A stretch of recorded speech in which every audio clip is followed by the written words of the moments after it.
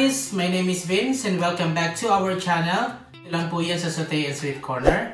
Today, I wanna make way to one of our taste buddies request dahil naka-receive ako ng comment dun sa ating baked spaghetti na marami ng views ngayon.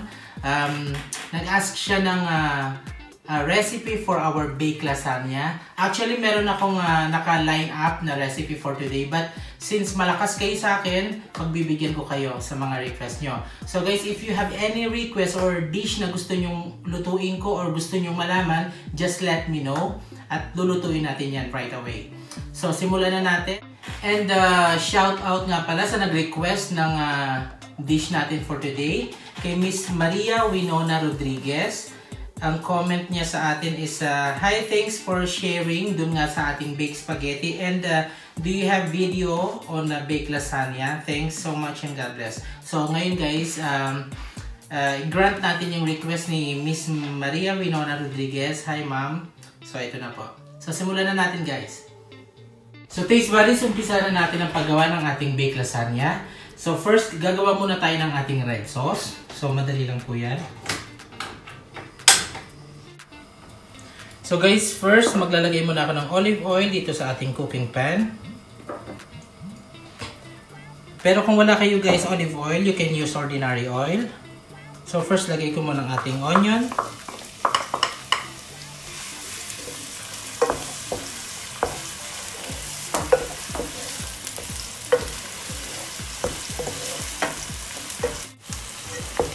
The next, pwede na natin ilagay ang ating garlic.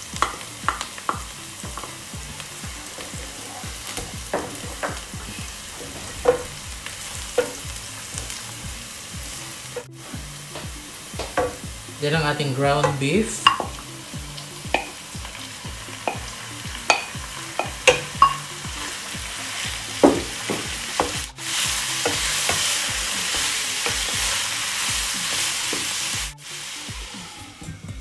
Pwede na natin i-season ang ating beef, ang ating ground beef.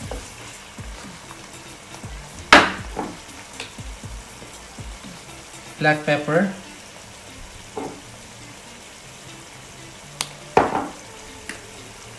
Oregano, dried oregano,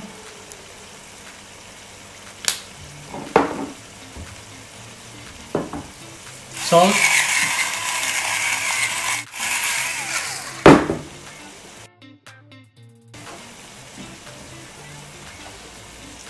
at ang ating tomato paste.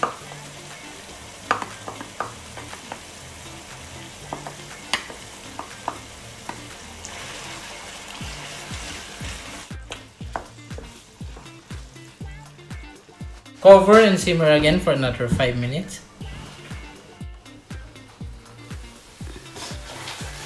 Wow, bango.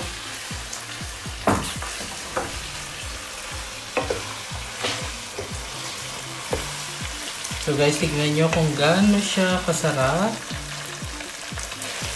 Yummy. So ngayon, pwede na natin ilagay ang ating mushroom. So, in-slice ko lang ng maliliit guys yung ating mushroom. Then, we can now add our tomato. Actually, ano ito yung chopped tomatoes in can. Ang ginamit ko.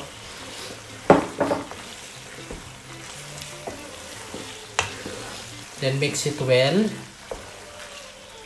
Then, lastly, ang ating beef broth.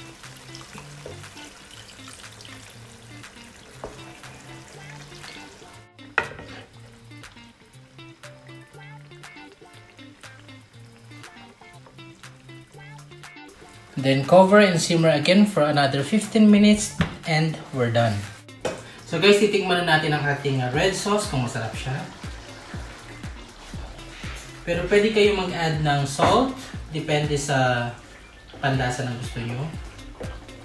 Huwag naman masyadong maalat, no?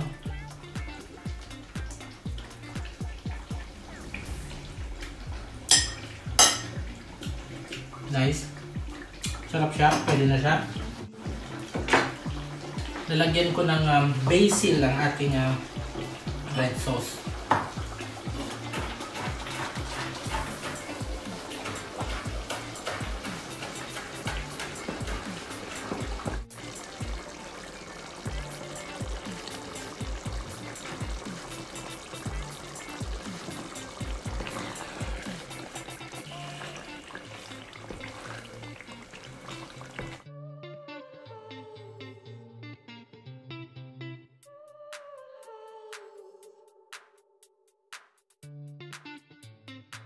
So taste buddies, this time ay gagawin na natin ang ating bechamel sauce para sa ating baked lasagna.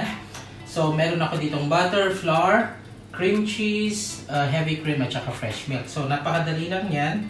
Umpisahan natin ang ilagay yung butter.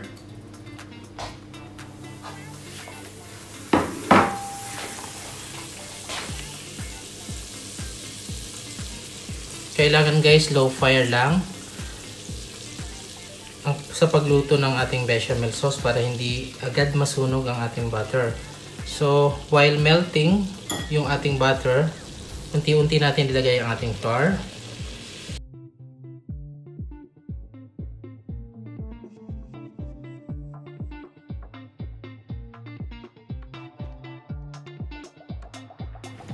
So guys, this time pwede na natin ilagay ang ating fresh milk. And keep on stirring while pouring.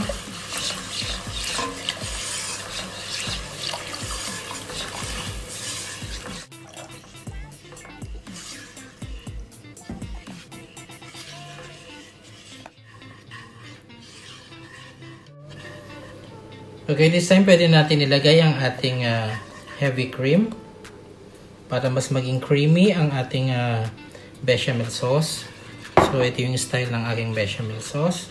Kaya malasang-malasang aking lasagna. And of course ang ating cream cheese. So dito pa lang sa bechamel sauce natin, ma-cheesy na talaga siya.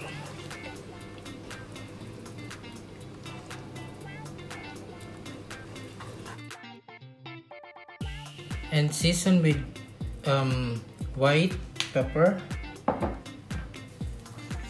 and salt.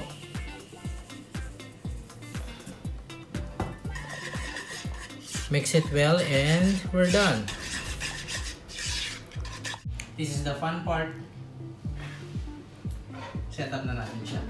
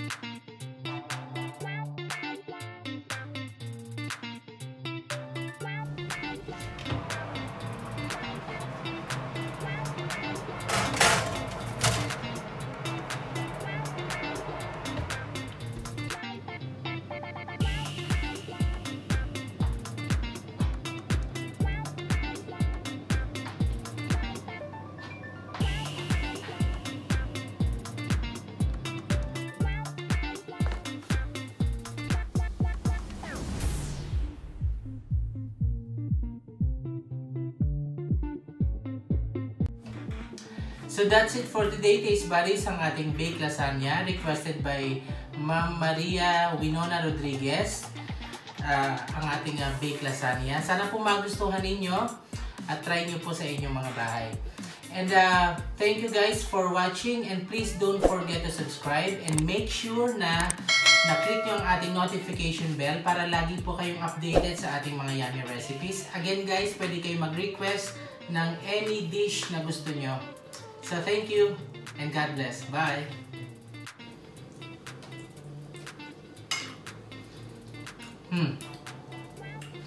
Super yummy! Panalo! Promise.